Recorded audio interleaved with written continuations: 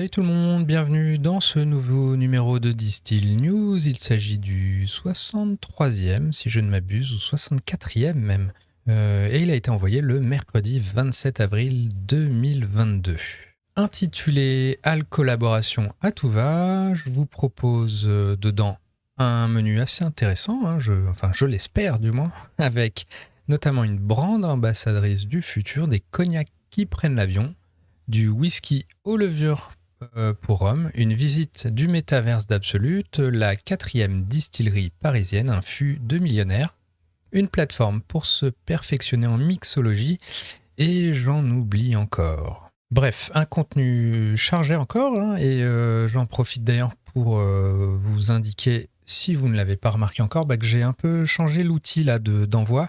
D'ailleurs, si vous ne l'avez pas reçu dans vos boîtes mail, checkez vos spams. Il y a peut-être eu des petites pertes comme ça là, quand j'ai fait le transfert de base de données. Mais en tout cas, un nouvel outil, une nouvelle un peu interface et un nouveau look and feel, je dirais, qui, je l'espère, vous plaira. Autre nouveauté qui accompagne tout ça, c'est que tout simplement, je vais en fait basculer cette newsletter hebdomadaire qui était publiée jusqu'à présent le mercredi. Je vais la basculer au dimanche désormais afin qu'elle tombe pas à cheval en milieu de semaine. D'autant plus que désormais, comme je vous avais pu vous l'évoquer précédemment, je développe un format quotidien maintenant, donc du lundi au vendredi. Donc je récapitule. Un nouvel outil, nouvelle interface, une newsletter hebdomadaire qui bascule au dimanche et donc la quotidienne maintenant qui va vous nourrir du lundi au vendredi si vous êtes abonné bien entendu. Dans tous les cas, ça se passe désormais sur distillnews.fr, donc allez checker tout ça, lâchez votre meilleur email pour vous y abonner si ça n'est pas déjà fait et sur ce, écoutez, c'est parti. Et on attaque notamment avec une brande ambassadrice que je dirais intergalactique, puisque Ballantine s'est lancé dans l'univers du gaming via un personnage de barmaid dans le jeu Borderlands. Donc un message également de consommation responsable accompagne tout ça, ainsi et surtout une bouteille à son effigie, donc une édition limitée. Aussi, si des fois vous vous demandez si ce genre d'édition suscite un quelconque intérêt, sachez qu'elle est déjà sold out. Du côté des fun facts sinon, écoutez, sachez que la personnage en question du jeu vidéo a également carrément un profil LinkedIn, donc vous pouvez l'ajouter à vos contacts pro. Et on a même Alexandre Ricard lui-même qui y est allé de son petit message sur LinkedIn pour annoncer le recrutement de sa nouvelle Chief Galactic Expansion Officer. Côté tendance maintenant, qu'est-ce qui marche actuellement ? Il y a eu 3 pistes notamment qui ont retenu mon attention ces derniers jours, et à savoir une qui colle parfaitement au sujet qu'on vient d'aborder, à savoir les alcollaborations. Donc une tendance qui marche plutôt bien en termes de com ou même de bizdev, à l'instar des collabs un peu insolites entre la vodka et la marque de chips Lay's ou la vodka aux frites Arby's, ou encore on parlait du vin Oreos il y a quelques mois également. Tout ça fait toujours son effet et ne serait-ce qu'en termes de com, vous voyez bien que en fait, je ne rate pas l'occasion d'en parler dans la newsletter, donc c'est comme quoi ça intéresse au moins votre serviteur. Autre tendance sinon côté RTD, on a Drinks Retailing qui nous en liste quelques-unes, et notamment que ce qui marcherait particulièrement, ce sont les boissons prêtes à boire à base de gin, les cocktails classiques sans chichi, que je dirais donc un peu minimaliste, pas trop d'ingrédients. Les recettes également naturelles, ça marche bien, à savoir sans trop de calories ni alcool, et également celles à base de vin. Côté collectionneur ensuite, une autre tendance, d'après un récent baromètre d'Ideal Wine, qui est spécialiste des ventes aux enchères sur Internet avec sa filiale notamment Fine Spirit Auction, Ideal Wine pointe en fait une percée majeure des spiritueux sur le marché des enchères. Donc si vous avez des vieux flacons de Caroni, de Chartreuse, Cognac, Armagnac, Calva, ou que sais-je, oubliés dans vos placards ou chez vos grands-parents peut-être, écoutez, soignez-les, puisque vous ne devriez pas trop avoir de mal à vous en sortir face à l'inflation grâce à potentiellement ces flacons. Et d'ailleurs, si vous avez aussi un petit fût de Macallan qui traîne, on en reparle un peu plus tard dans cette édition. Mais avant cela, on passe aux news produits avec du cognac et justement, encore en parlant de collab, Courvoisier qui a fait équipe avec le designer Daniel W. Fletcher pour une nouvelle édition limitée de 200 bouteilles peintes à la main. Dans le même ordre d'idées, on a Monkey 47 qui lance en cette fin de mois un design en collaboration avec la marque de vêtements Bathing Ape. Je ne sais pas si je le prononce bien, mais voilà. Côté jean toujours, on en apprend un peu plus sur le nouveau jean de Pernod Ricard Made in France, à savoir Acme. Et on sait notamment maintenant qu'il est fabriqué à Thuir, à l'instar du beer, et qu'il met à l'honneur les bourgeons de sapin des forêts des Pyrénées dans sa recette, ainsi que 11 autres plantes aromatiques dont l'absinthe, la gentiane et des écorces d'orange douce. Toujours en France, on a la distillerie Coquelicorne qui dévoilera pour sa part la semaine prochaine un gin en édition limitée en collaboration avec le Hellfest. Je suis très curieux de voir ça. Ensuite, côté rhum, la spiriterie française a présenté une nouvelle gamme de spiritueux Selection Cask et la première référence est un rhum de Marie-Galante. Tandis que Plantation dévoile la 5e édition de sa collection Extreme Series et elle se compose de 3 rhums des Barbades, un 86, un 2000 et un 2007. Et les jolies étiquettes qui accompagnent tout ça sont signées de l'artiste local Alex Mars. Côté vodka maintenant, on a Stoli qui sort à son tour une édition limitée aux couleurs de l'Ukraine et dont les bénéfices seront reversés évidemment à la World Central Kitchen comme pas mal d'autres projets de ce type. On passe au news whisky maintenant avec une première sur Naknehan qui a lancé son nouveau single malt Huntress 2022 dont une partie de la fermentation s'est faite avec des levures habituellement utilisées pour du rhum, donc sa matière a attisé ma curiosité évidemment. Il y a 4447 bouteilles disponibles de tout ça.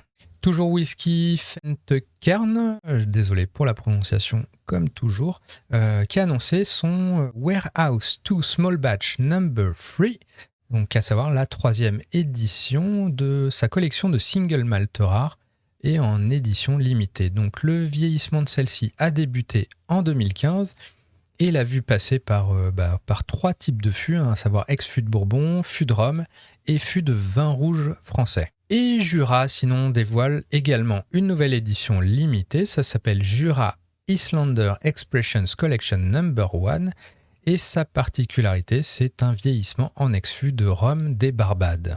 On passe aux news business maintenant avec les cognacs de la main qui signent un partenariat avec la compagnie aérienne Virgin Atlantic et ce afin de proposer entre autres des dégustations en vol ainsi que des pairings avec du chocolat et sans doute d'autres petites expériences. Toujours côté aérien, mais plus tendu, on a Bacardi sinon qui a engagé des poursuites contre American Airlines cette fois suite à l'égarement de plus de 65 000 $ de ses cognacs au cours d'un trajet.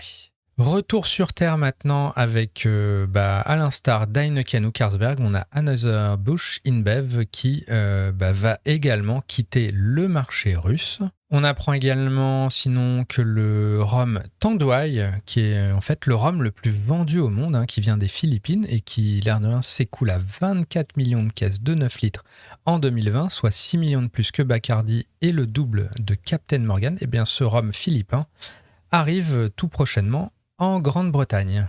Et côté distrib, on a aussi en France la maison de l'hédonisme qui va distribuer un nouveau whisky français qui a attiré mon attention. Ça s'appelle Chancat et en fait c'est un whisky gascon façon Bourbon puisque sa base principale c'est du maïs et je crois que c'est même à 80% du maïs. Un peu de data maintenant avec Beverage Dynamics qui a partagé sur son site donc 4 tableaux, pas moins, afin de suivre les marques de spiritueux qui font le plus de volume et où sont en plus forte croissance aux États-Unis. Donc si vous êtes friand de tableaux et de petites stats un peu de vente et tout, par marque, par groupe et les évolutions par rapport aux années précédentes, écoutez, rendez-vous sur la newsletter évidemment pour retrouver le lien avec tout ça. Et toujours en parlant de marché américain, 4 autres chiffres en passant qui ont attiré mon attention. On a déjà les vodkas françaises qui compteraient pour près de 47% des importations de la catégorie aux États-Unis. Et mieux, c'est même la 11e année consécutive que nos vodkas dépassent les 40% en valeur. Donc on voit loin devant la France comme le plus gros pays importateurs de vodka aux États-Unis et de ceux devant les Pays-Bas avec Ketel One sans doute, ou encore la Suède, j'imagine, avec Absolut. Les cocktails RTD de Bacardi sinon se sont écoulés aux États-Unis à 871 000 caisses en 2021. De quoi bien confirmer l'intérêt des RTD tout simplement. On apprend aussi que les exportations de mezcal vers les USA se sont accélérées pour atteindre les 625 000 caisses de 9 litres en 2021 et c'est une évolution de plus 50% par rapport à l'année précédente. Donc clairement une évolution qui s'accélère clairement. Et côté projection enfin, on découvre que le Crédit Suisse estime que le marché de la tequila aux États-Unis devrait doubler en valeur au cours des 5 prochaines années avec une croissance annuelle de moyenne de plus 6%. On passe maintenant aux news écolo, à savoir notamment que le vendredi 22 avril, c'était marqué par le Earth Day. Et à cette occasion, on a eu pas mal de marques et groupes qui ont communiqué sur leurs engagements environnementaux. Donc ce que je vous propose, c'est un petit florilège justement, et on commence avec EcoSpirit qui a annoncé une nouvelle collaboration avec Diageo à présent, et plus particulièrement via ses marques Smirnoff et Captain Morgan. De son côté, Flor de Caña, le rhum, annonce planter 70 000 arbres en 2022 dans le cadre de sa campagne Together for a Greener Future, et la marque, de manière rétrospective, en a planté déjà 800 000 depuis 2005 et vise même le million d'ici 2025. Bulleit Whisky, sinon, a lui annoncé avoir déjà atteint ce cap du million d'arbres plantés justement ou protégés dans le cadre de son partenariat avec American Forest, et ce, avec 3 ans d'avance sur son objectif. En France maintenant, avec passage au biogaz, logique locale, innovation permanente, etc., la transition écologique s'accélère également chez NC. Et Pernod Ricard de son côté annonce un partenariat avec la fondation Ellen MacArthur et s'engage à cette occasion à accélérer ou à minimiser ses déchets et à réduire son empreinte carbone dans l'optique d'une trajectoire zéro carbone justement d'ici 2050. Chez Spirit Business maintenant, on a Havana Club qui a détaillé ses actions et engagements en faveur du développement durable. Donc comme pour tout le reste, évidemment, les liens dans la version écrite de la newsletter, si vous voulez lire tout le détail de tout ça. Et Rémi Martin a aussi fait le tour des projets de développement durable de ces marques Rémi Martin, Metaxa et The Botanist, avec ses différents engagements. Mais voilà, si tout ça est un petit peu trop dur à suivre, bonne nouvelle, puisque j'ai vu que le site The Whisky Exchange avait lancé une fonctionnalité de filtre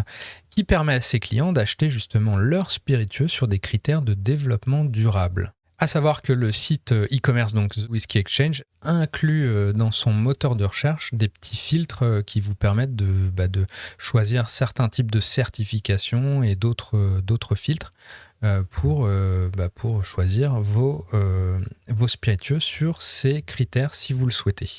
Bref, très cool. Distillerie au pluriel à Paris maintenant.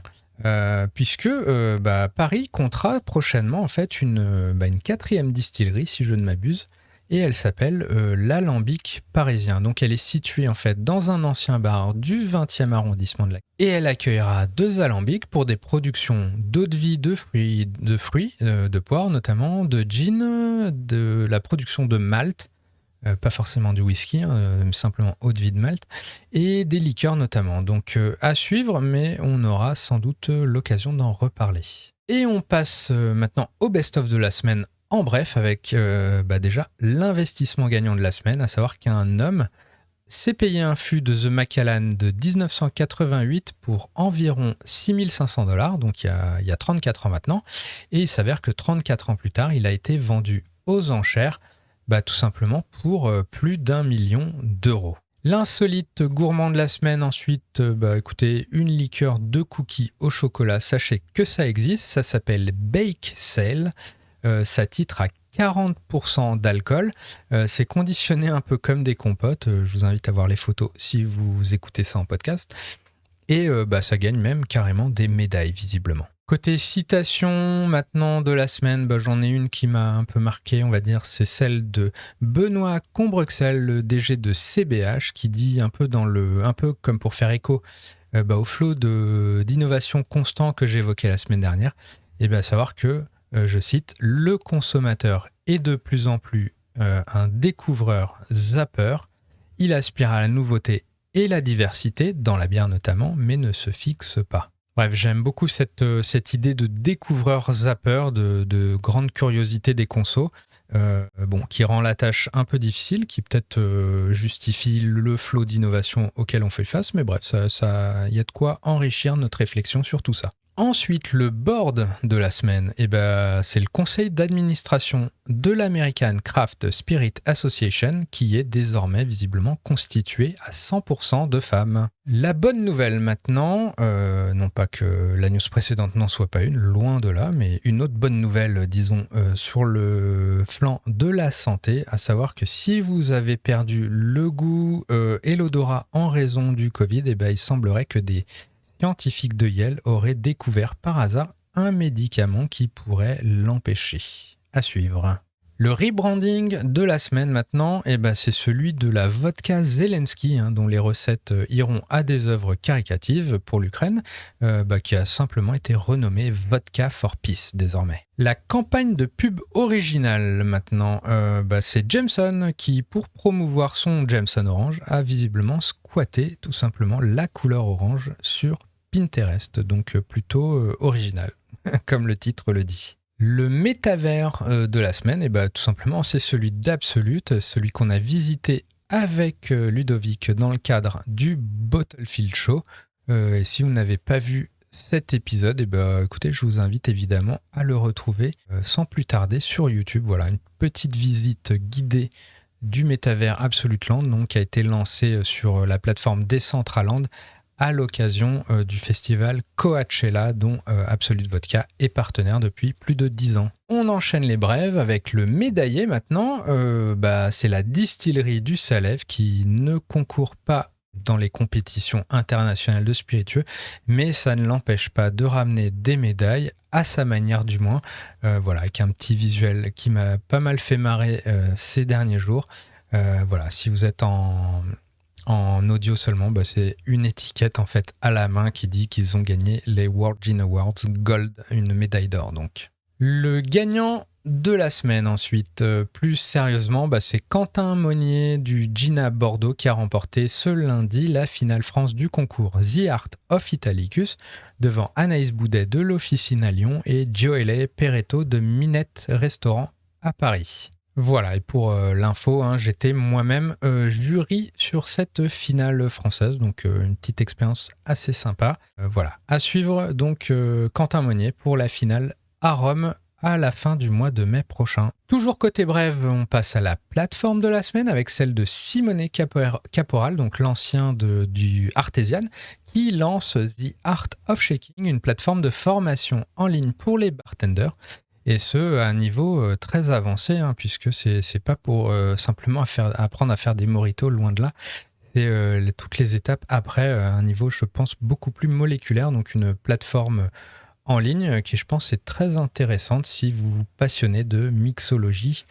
Surtout que c'est fait par un des pontes du domaine. Et on poursuit ces brèves, où on les conclut même avec la jolie étiquette de la semaine, et c'est celle de Fable and Folly, un nouveau whisky de Orphan Barrel dont l'étiquette est particulièrement réussie. Et pour finir, place à présent un petit tour d'horizon des campagnes de pub étrangères qui ont attiré mon attention ces dernières semaines.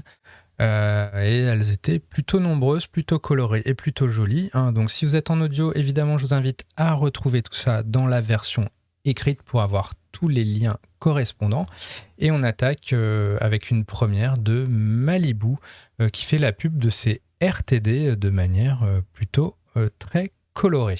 Et j'en profite au passage, évidemment, qui dit publicité étrangère dit absence de loi et vin dans leur conception. Donc ne soyez pas étonnés si vous voyez des choses que vous ne verrez jamais en France. Mais voilà, posez-vous confortablement. Et après Malibu, on a Red Leg Rum qui a lancé sa première campagne de pub TV en mode danse du crabe et pour un budget, je crois, de 500 000 pounds tout de même. Bacardi a produit un spot à l'ambiance estivale qui s'appelle Move Like It's Summer, donc de quoi nous mettre dans l'ambiance. Et pareil pour Martini avec une campagne intitulée Time Best Shared. The Balvenie sinon nous explique poétiquement, je dirais, dans une série de vidéos, ses dernières éditions finies en fût de Pinot, de Madère ou de Pedro Jiménez, tandis que NC publie un spot pour mettre en avant son partenariat avec la NBA et le tout en mode street, basket, breakdance. Et le spot très cool s'appelle Game Never Stops. Côté épique et un peu marrant, on a Kongsgard Jin qui sort le grand jeu avec sa pub Nurtured by Nature qui fait 90 secondes. Et le RTD The Finish Long Drink qui vient des États-Unis malgré son nom, qui se prend encore moins au sérieux dans sa nouvelle série publicitaire qui contient plusieurs spots assez rigolos. Et côté prévention, enfin, on n'oublie pas, on a Diageo qui a publié un nouveau clip dans le cadre de sa campagne pour une consommation responsable, Know When to Stop. Et voilà, je m'arrête là pour aujourd'hui. J'espère que ce numéro vous a plu. Comme toujours, évidemment, retrouvez tous les liens, surtout pour tout ce qui est visuel et vidéo, dans la version écrite. Si vous n'êtes pas encore abonné, je ne peux que vous encourager à le faire. Ça se passe sur distillnews.fr désormais. Si vous étiez déjà abonné, n'hésitez pas à checker vos spams, des fois que vous ne l'ayez pas reçu, c'était mercredi. Et dans tous les cas, évidemment, je me tiens à dispo par mail si vous avez la moindre question. Je vous rappelle sinon que le prochain numéro, donc ça sera pas mercredi prochain, mais le dimanche 8 mai. Ouais, le dimanche 8 mai, donc pour un nouveau départ sur cette version hebdomadaire. Et puis évidemment, si vous en voulez toujours plus, je vous encourage bien entendu à vous abonner également à la version quotidienne sur distillnews.fr toujours. Bref, sur ce, portez-vous bien, je vous souhaite un très bon week-end ou une très bonne semaine, selon quand vous écouterez tout ça. Et du coup, on se dit rendez-vous le dimanche 8 mai. Ciao!